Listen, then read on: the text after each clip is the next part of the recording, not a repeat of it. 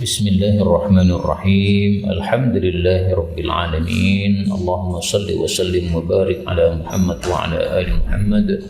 Allahumma anfa'na bima 'allamtana wa 'allimna ma yanfa'una wa zidna ilma wa barik lana fi ilmina.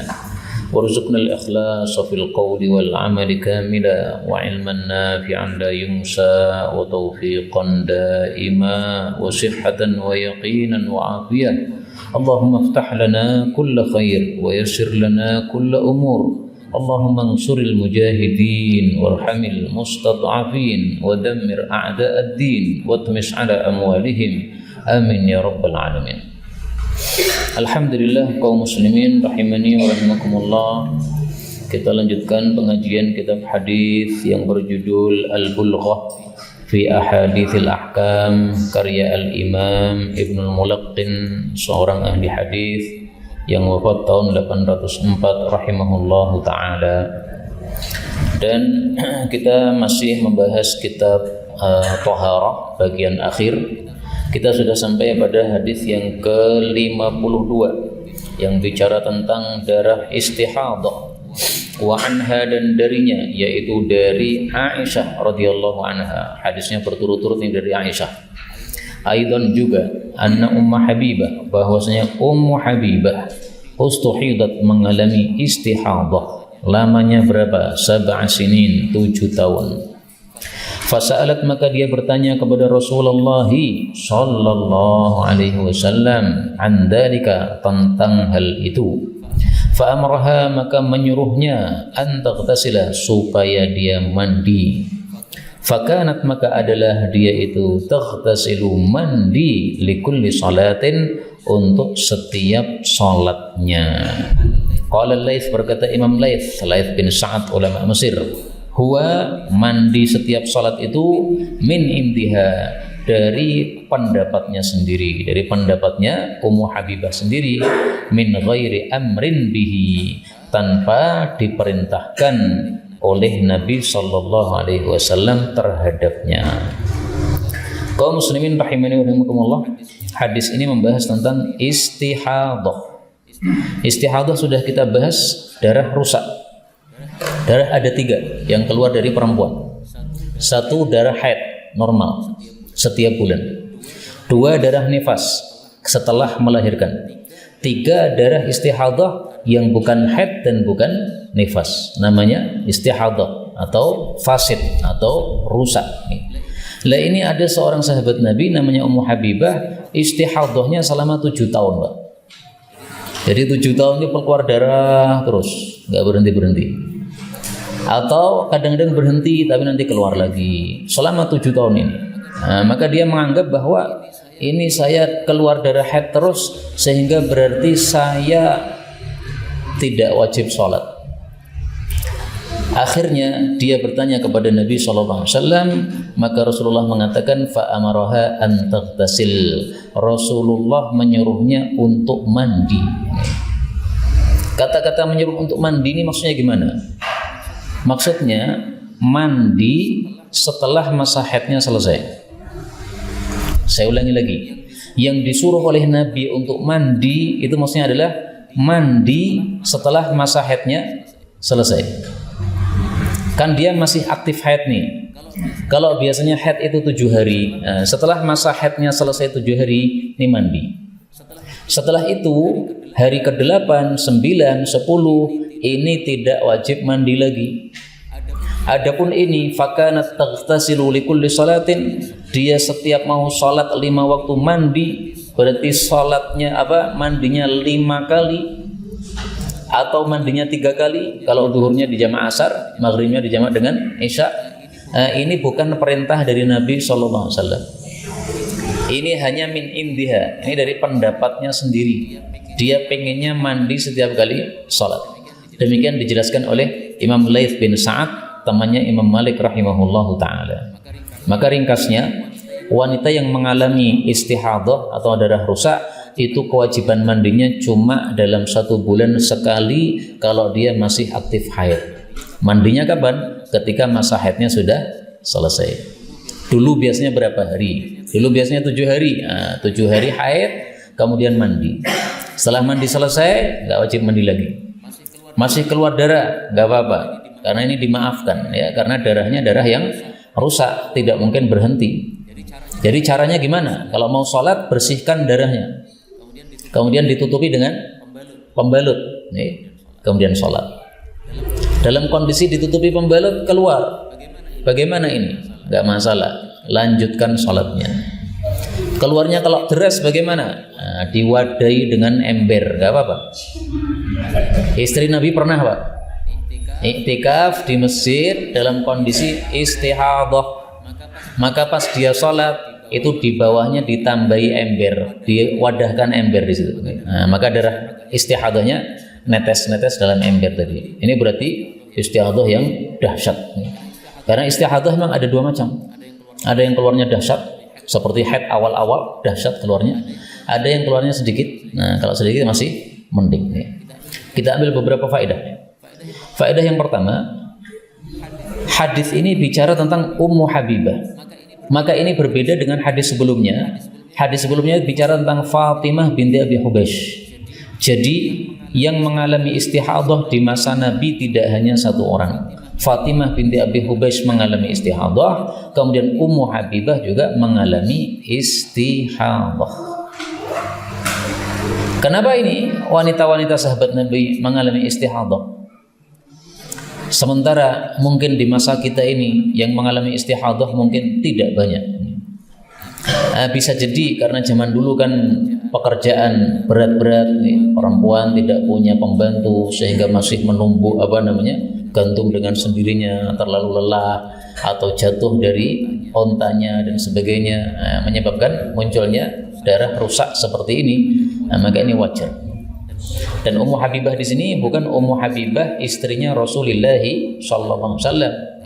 Kalau Ummu Habibah istrinya Nabi biasanya ditambahkan Ummul Mukminin ya. Tapi di sini tidak ada Ummul Mukmininnya. Maka setelah saya cari, ternyata Ummu Habibah di sini adalah Ummu Habibah binti Jahash.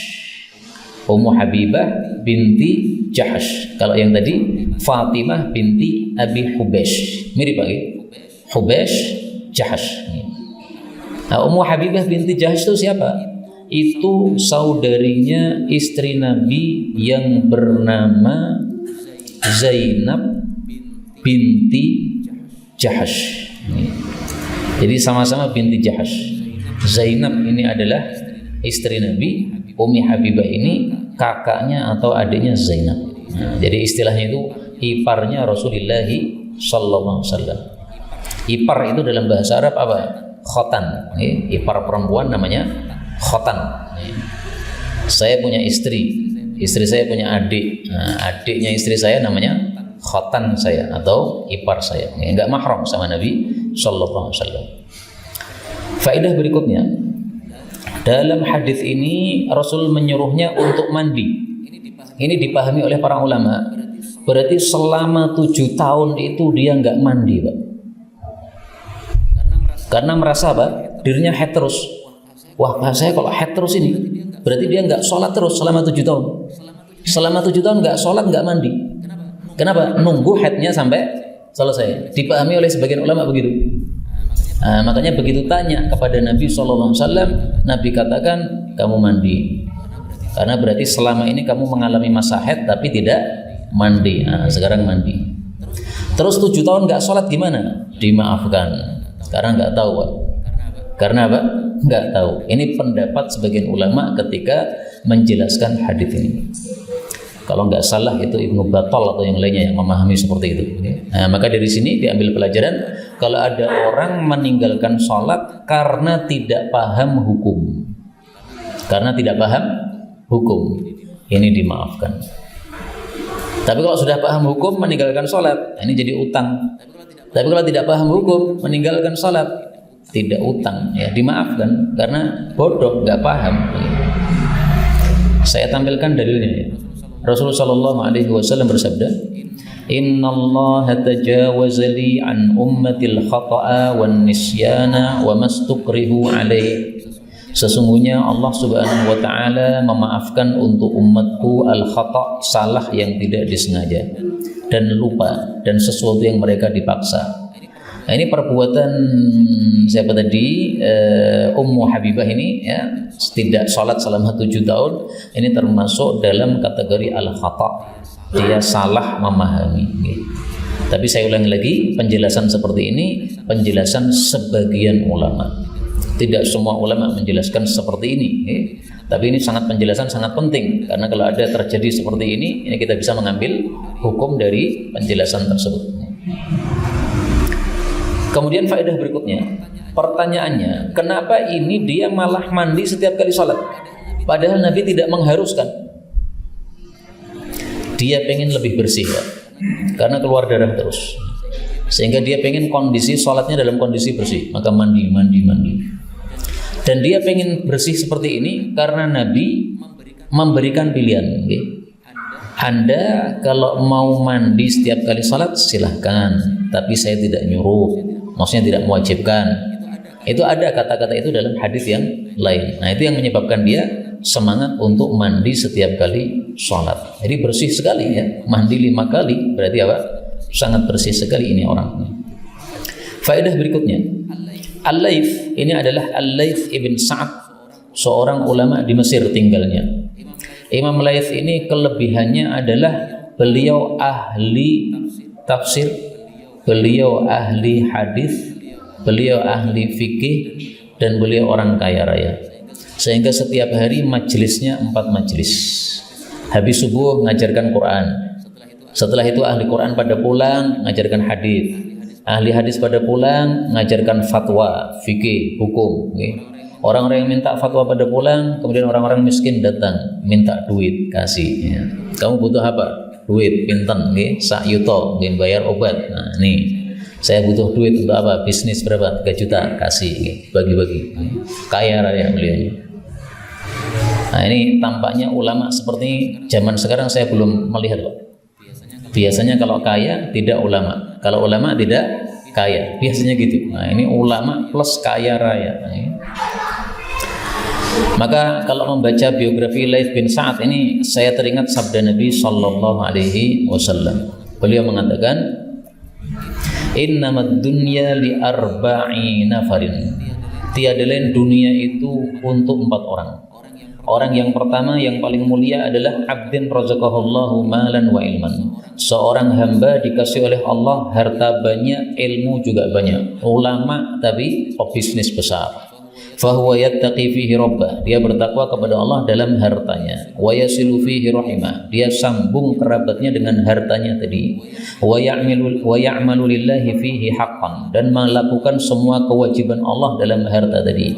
Fahada bi afdhalil manazil, ini derajatnya adalah yang paling tinggi. Nah, itu namanya siapa? Laits bin Sa'ad ini. Kenapa ini ulama kurang populer, Laits bin Sa'ad?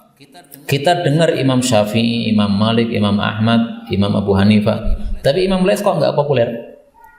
Kata Imam Syafi'i, bahwasanya Imam Laits ini semasa dengan Imam Malik, satu masa, segenerasi, usianya sama. Hanya saja Imam Malik ini punya murid-murid meneruskan ilmunya, sehingga ilmunya tersebar kemana-mana. Imam Laits ini tidak diteruskan oleh murid-muridnya. Jadi Imam Laits tidak diberi oleh Allah rezeki berupa murid-murid yang melanjutkan ilmu. Ini mirip pesantren, Pak. Pesantren itu ada yang membesar, ada yang mengecil. Ada seorang ulama besar di daerah Pacitan, namanya Syekh Ihsan Jampes. Jampes itu nama tempat di Pacitan. Syekh Ihsan Jampes ini ulama Jawa, tapi ngarang kitab yang internasional. Orang-orang Mesir membaca kitabnya Syekh Ihsan Jampes ini. Saking cerdasnya Syekh Ihsan Jampes sampai beliau diundang ke Al-Azhar untuk dikasih gelar doktor. Saking pintarnya. Karena membaca kitabnya para ulama Al-Azhar itu terpukau. Ini orang Jawa kok pintar sekali. Nah, diundang ke Al-Azhar untuk dikasih gelar doktor, nggak mau. Mungkin karena sangat ikhlasnya ya, nggak mau gelar dia. Nah, Syekh Ihsan Jampes. Tapi pesantrennya di Pacitan, saya pernah datang, itu kecil sekali. Ulamanya besar, tapi ilmunya tidak dilanjutkan oleh murid-muridnya. Beliau wafat, pesantrennya wafat. tidak berlanjut. Kalau berlanjut ya kecil aja. Dan saya nemukan pesantrennya ini tidak sengaja dari rumah teman saya di Kediri, kemudian ingin menuju ke pesantren salah satu jamaah kita yang di Kediri.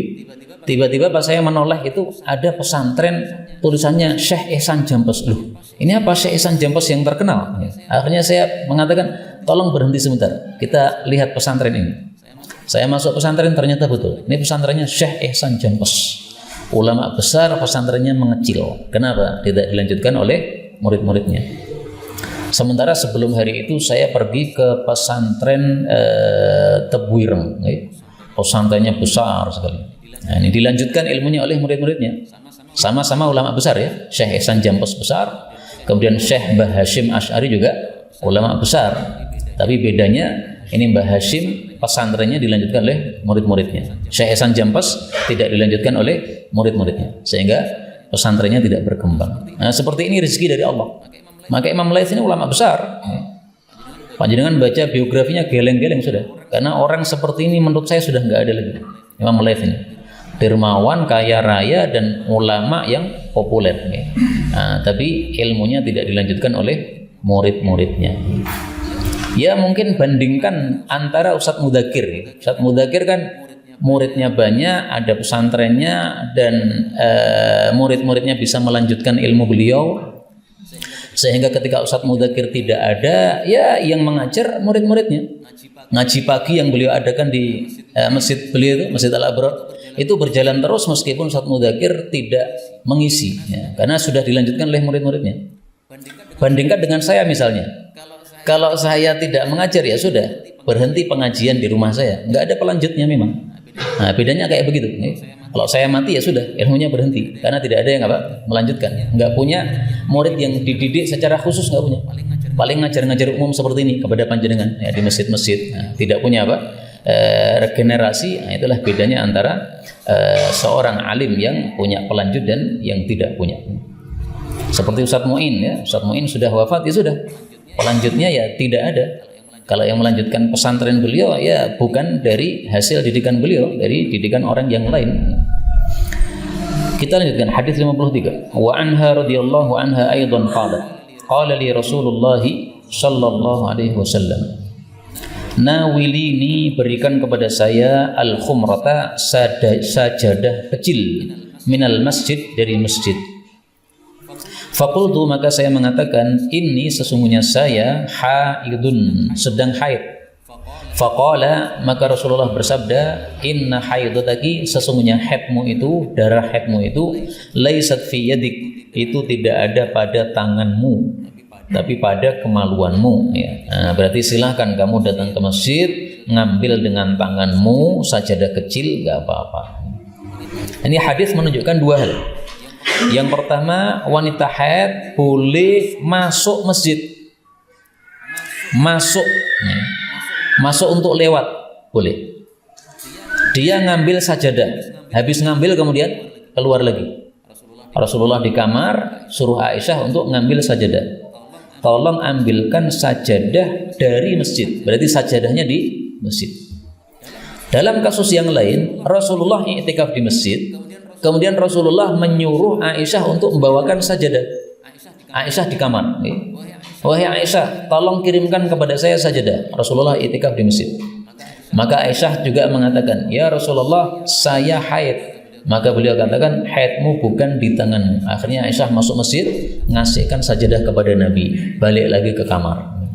Karena ini masjid, ini kamar Nabi itu nempel, mepet. Sehingga membuka pintu kamar Nabi itu sudah langsung otomatis masuk ke dalam masjid.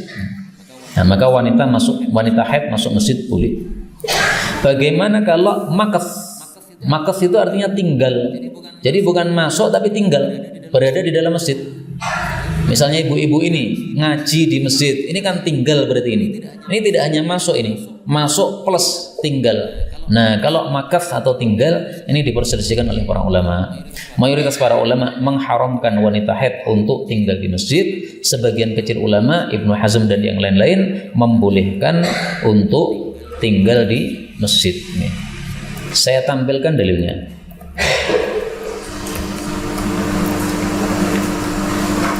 Wajjihu hadhil buyut anil masjid. arahkan rumah-rumah kalian ini dari masjid.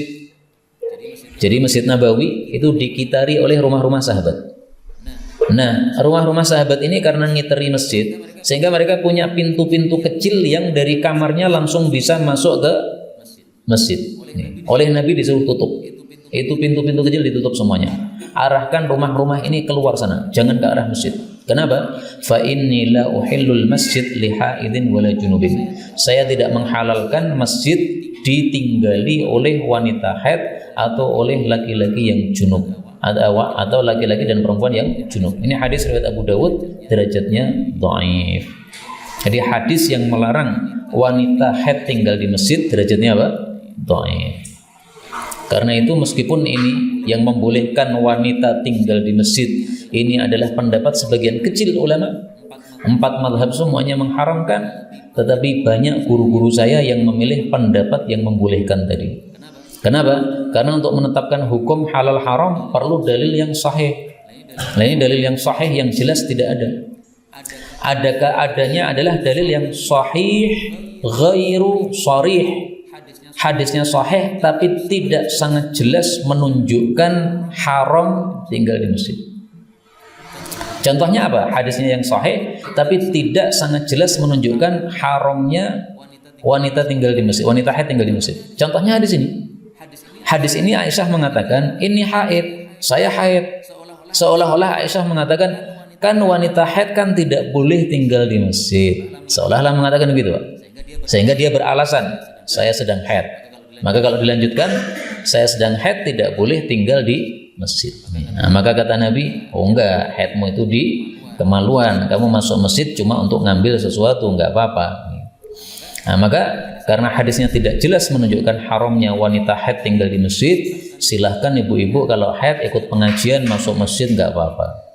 Dengan syarat aman dari menajisi dengan darah haid. Aman. Zaman dulu dengan zaman sekarang harus dibedakan. Dulu itu belum ada softtek yang seperti sekarang yang rapat-rapat gitu. Nah, sekarang sudah bisa rapat. Sehingga kalau aman dari menajisi dengan darah haid, silahkan, tidak ada masalah. Demikian difatwakan oleh guru kami Syekh Mustafa Al-Adawi hafizahullah taala. Kemudian kita ambil beberapa faedahnya. Faedah yang pertama, nawilini. Rasulullah katakan kepada Aisyah, berikanlah kepada saya. Nah, ini berarti seorang suami nyuruh istrinya. Istri kalau disuruh suami hendaklah mentaati. Itu adalah tanda wanita yang salihah. Kita tampilkan hadisnya. Ata'athu. Ini ciri-ciri wanita salihah. Mastafadal mu'min. Tidaklah orang beriman itu mendapatkan faedah, mendapatkan manfaat setelah takwa kepada Allah, manfaat yang lebih baik daripada istri yang salihah. Nah, istri salihah itu tandanya apa? Satu, in amaraha ata'athu. Disuruh suami manut. Yang kedua, wa in nadhara ilaiha sarathu. Suaminya memandang kepadanya menyenangkan. Wa in aqsama 'alaiha abarrathu. Kalau suaminya bersumpah kepada istrinya, maka dia tunaikan sumpahnya suami. Yang berikutnya, wa in ghaba 'anha nasahathu fi nafsiha wa malihi. Kalau suaminya pergi, maka dia tidak akan berbuat serong kepada orang lain, ya, tidak akan merusak dirinya dengan berbuat serong, juga tidak akan merusak hartanya suami, ngambili hartanya suami. Nah, ini tanda wanita yang salehah, diperintahkan mentaati. Maka ibu-ibu untuk menjadi wanita salehah gampang. Apapun perintah suami ditaati. Suruh buat teh, buatkan.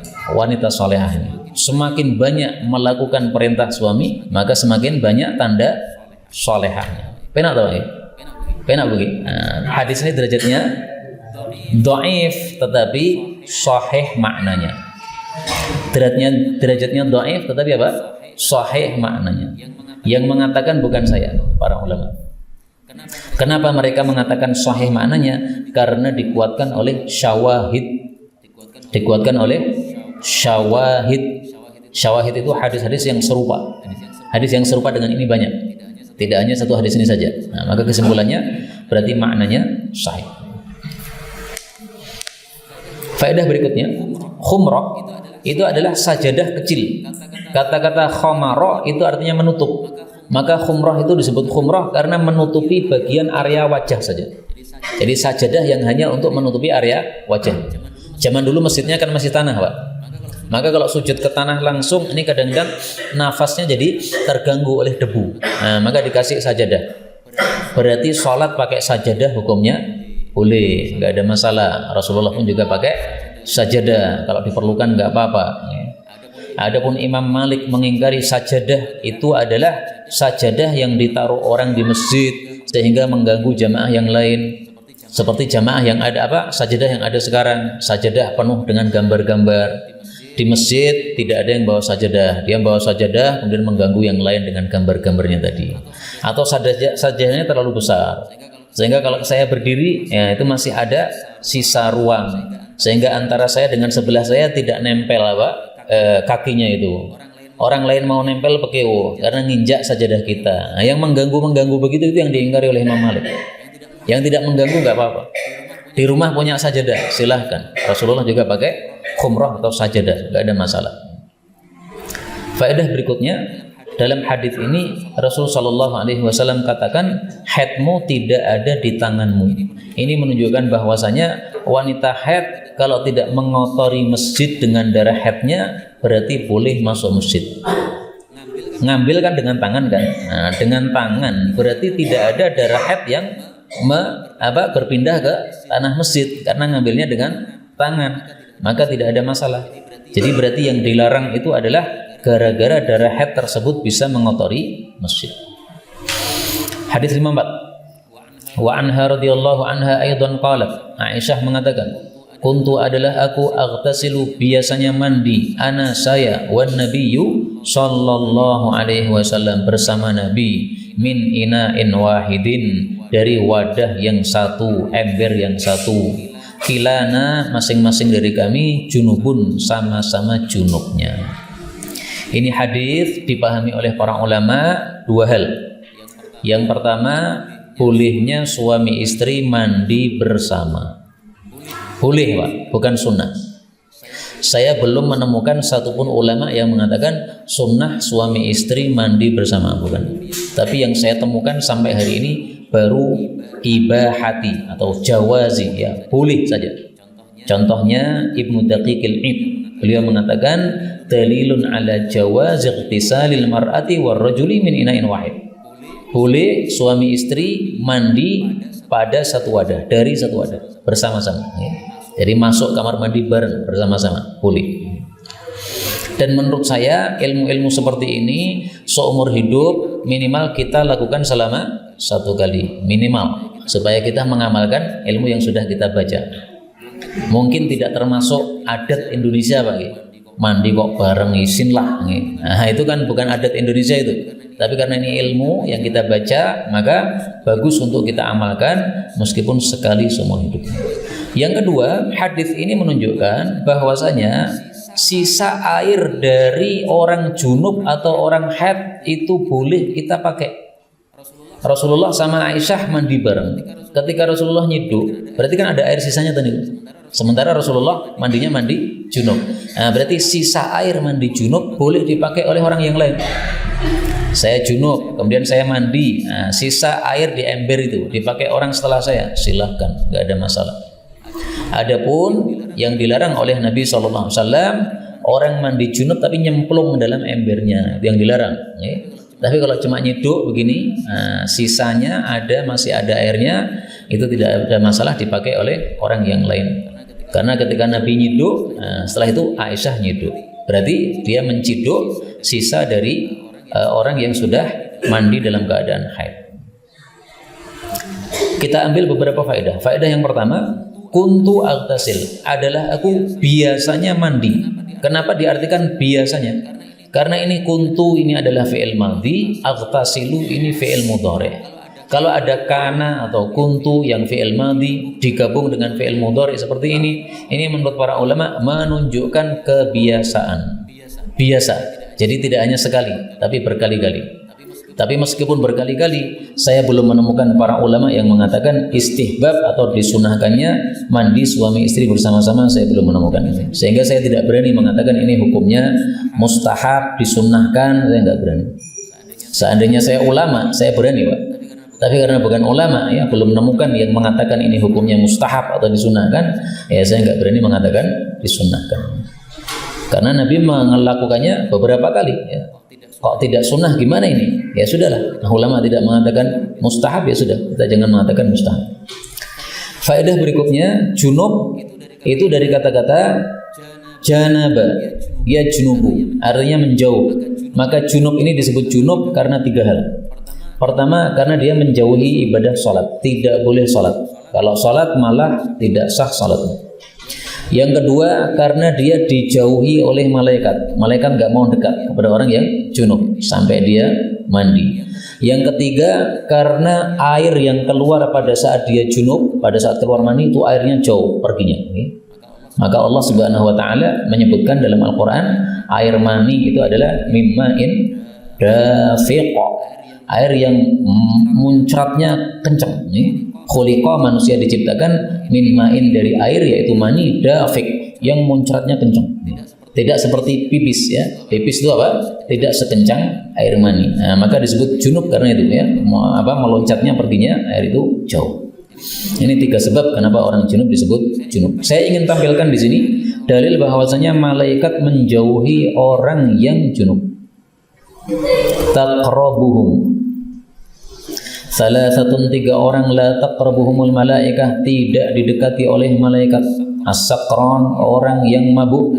Al-mutadammikh biz-za'faran, orang laki-laki pakai parfum perempuan za'faran. Wal junub, dan orang yang junub.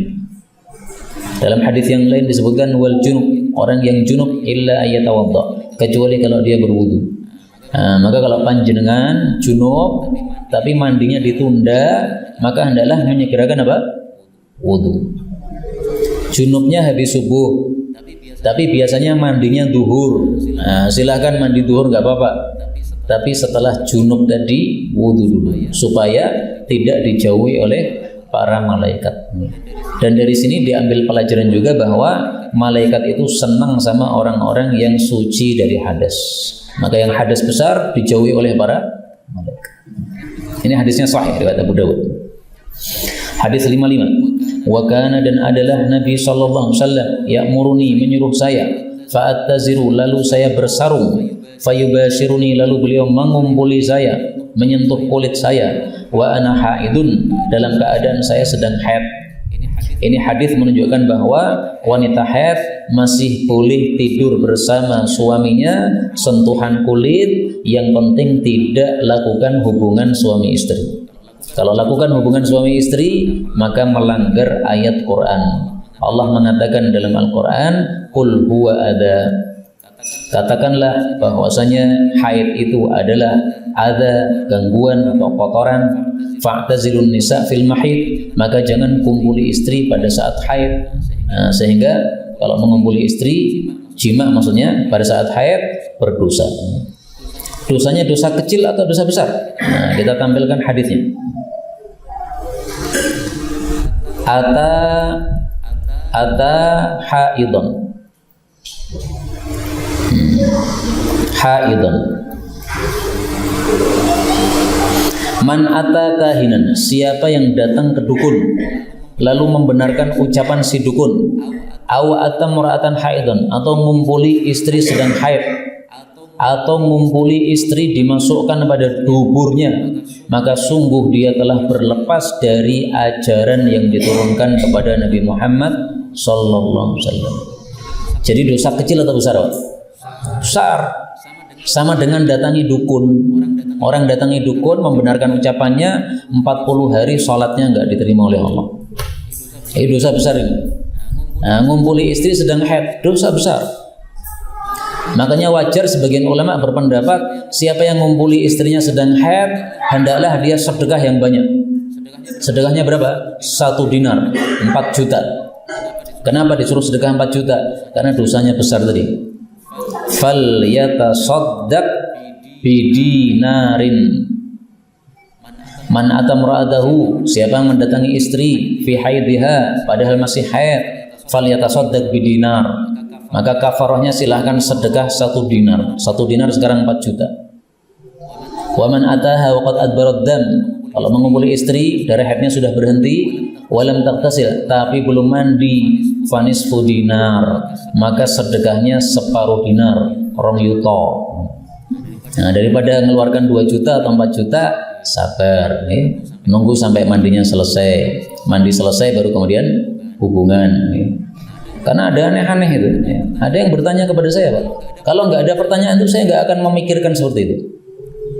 Ustaz, bolehkah saya hubungan sama suami karena suami mengajak, padahal saya belum mandi dari haid.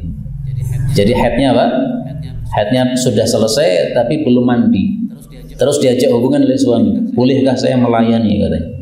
Saya nggak terpikir, Pak. Oh, ngatuskan 5 menit rampung nggak, Pak? 1 menit menurut saya sudah selesai. Karena mandi itu tidak harus pakai sabun. Kita gebyurkan air di atas kepala kita, basah semua tubuh, itu sudah mandi. Haidnya sudah bersih. Nah, nunggu 1 menit masuk orang sabar. Apakah nggak bisa menunggu 1 menit itu? Nggak paham saya kenapa muncul pertanyaan-pertanyaan seperti itu. Kondisinya gimana itu nggak paham saya. Baik, kemudian kata-kata ini, fa'atazir, saya pakai sarung. Itu maksudnya antara pusar dengan lutut ini ditutupi sarung. Ini adab ketika istri sedang haid akan tidur bersama suaminya. Boleh disentuh di antara di atas pusarnya dan di bawah lututnya. Adapun yang ditutupi sarung ini tentu saja ditutupi supaya tidak tersentuh. Tapi apa hukumnya seandainya menyentuh? Nah, di sini diperselisihkan oleh para ulama. Mayoritas ulama mengatakan tidak boleh karena Rasulullah menyuruh istrinya untuk bersarung, berarti nggak boleh. Tapi sebagian kecil ulama mengatakan boleh disentuh, yang penting tidak jima tadi. Pendapat sebagian kecil ulama ini hadisnya sahih dalam riwayat Imam Muslim. Kulla syai'in illa nikah. Rasulullah bersabda, isna'u kulla syai'in, lakukan segala sesuatu kepada istri yang sedang haid, silahkan, illa nikah, selain jima saja yang nggak boleh. Nah, berarti disentuh, kok nggak apa-apa. Tapi untuk kehati-hatian silahkan pakai pendapat mayoritas para ulama rahimahumullah ta'ala. Di mana? Wa kana, dan adalah Nabi SAW yukhriju ra'sahu, mengeluarkan kepalanya, ilayya, kepada saya, kepada Aisyah, wa huwa, dalam keadaan mu'takifun, beliau iktikaf. Fa aghsiluhu, lalu saya membasuh kepala Nabi, wa ana haidun, sementara saya sedang haid. Ini untuk masalah haid menunjukkan 2 hal. Yang pertama, bahwasanya wanita haid tidak najis, sehingga ketika kita salaman dengan istri haid gak apa-apa. Rasulullah disisiri oleh Aisyah. Najisnya haid tidak pindah kepada Rasulullah SAW. Karena haidnya itu di kemaluan, bukan di tangan. Nyisiri pakai tangan, nggak apa-apa. Ini berbeda dengan sikapnya orang-orang Yahudi. Yahudi menganggap haid itu najis, sehingga orang haid tidak boleh berada di dalam rumah. Dikasih gubuk di luar rumah. Selama haid dia berada di luar rumah, atau dikasih kamar khusus di dalam rumah. Jangan bergaul dengan yang lain. Makan satu meja nggak boleh, dianggap najis. Nah, Islam tidak menganggap najis wanita yang haid. Yang kedua, hadis ini menunjukkan bahwa keringatnya wanita haid juga suci, tidak najis. Karena di sini disebutkan aghsilu. Saya membasuh Nabi. Membasuh berarti ada yang basah. Nah, basah itu bisa dengan air, basah itu bisa dengan keringat. Ini menunjukkan bahwa keringatnya wanita haid juga tidak najis. Adapun untuk masalah i'tikaf, ini menunjukkan bahwa orang i'tikaf boleh yukhriju ra'sah, mengeluarkan kepalanya dari masjid, nggak apa-apa. Yang tidak boleh itu keluar seluruh tubuhnya, nggak boleh. Misalnya di luar masjid sana ada bakso, nah, orang i'tikaf malah keluar ke tukang bakso, seluruh tubuhnya nggak boleh. Kalau keluar cuma tangannya saja, nggak apa-apa, ya. Pak baksonya dicegah, nah, kemudian tangan kita keluar dari masjid untuk mengambil bakso tadi, nggak apa-apa, badannya masih berada di dalam masjid ini. Nah, jadi ada tukang bakso lewat, nah, kita pas iktikaf pengen bakso, beli bakso, nggak dilarang, jangan keluar, yang keluar tangannya saja untuk menerima bakso tadi. Tapi ini untuk keperluan, Pak Ki. Yang tidak keperluan jangan dilakukan. Misalnya di sini kan masih luas tempatnya, okay? Sambil i'tikaf, sambil duduk di luar masjid itu sambil layangan, okay? Tangannya sambil nguluke layangan. Ini tangan saya keluar dari masjid, itu bukan i'tikaf namanya. I'tikaf itu untuk ibadah. Nah, ibadah malah layangan, ini namanya bukan i'tikaf lagi. Saya tampilkan nih, apa definisi i'tikaf menurut para ulama. Kita punya kitab di sini namanya Mu'jam Lughatil Fuqaha, kamus bahasa ahli fikih. Tulis saja al-i'tikaf. Apa definisi i'tikaf menurut para ulama? Al-i'tikaf luzumus syai' wal iqbalu alaih. Al-muqthu tinggal fil masjid, di dalam masjid, biniyatil qurbah, dengan niatan mendekatkan diri kepada Allah. Nah, ini kata-kata qurbah, mendekatkan diri kepada Allah, menunjukkan tidak boleh i'tikaf main-main, i'tikaf sambil bawa karambol, i'tikaf sambil bawa HP main game. Itu bukan i'tikaf namanya. Batal itu semuanya, ya. Karena apa? Bukan i'tikaf namanya. Kita lanjutkan hadis 57, dan ini hadis terakhir. Wa anha radhiyallahu anha aidan kana Rasulullah sallallahu alaihi wasallam yattaqi'u, adalah Nabi biasanya bersandar, fi hajri, pada pangkuan saya, pangkuan Aisyah, wa ana haidun, sementara saya sedang haid, fayaqra'ul Qur'an, lalu beliau membaca Al-Qur'an. Hadis ini sama dengan hadis sebelumnya, menunjukkan wanita haid tidak najis, sehingga boleh seorang suami taruhkan kepalanya pada pangkuannya istri. Karena haidnya itu di kemaluannya, kemudian sudah tertutup oleh baju. Nah, kita tidur di atas bajunya istri tadi, tidak terkena darah, darahnya di bawahnya sana, itu nggak apa-apa. Kemudian hadis ini mengandung beberapa faedah. Faedah yang pertama, yattaqi, ya. Rasulullah kadang-kadang bersandar pada istrinya, ya. Jadi gampangannya pahanya istri untuk bantal, nggak apa-apa. Nah, maka ibu-ibu kalau pahanya dibuat bantal oleh suaminya jangan marah, ya. Yang gelir apa-apa, ya. Tapi kalau marah jangan, ya. Karena apa? Rasulullah pun menaruhkan kepalanya pada pangkuan Aisyah radhiyallahu taala anha. Saya tampilkan hadis yang lain di mana Rasul sallallahu alaihi wasallam menjadikan pahanya istri sebagai bantal. Enggak apa-apa. Nah, kenapa kok pahanya jadi bantal, gimana ya? Mungkin bantalnya pas enggak ada atau gimana, enggak paham saya.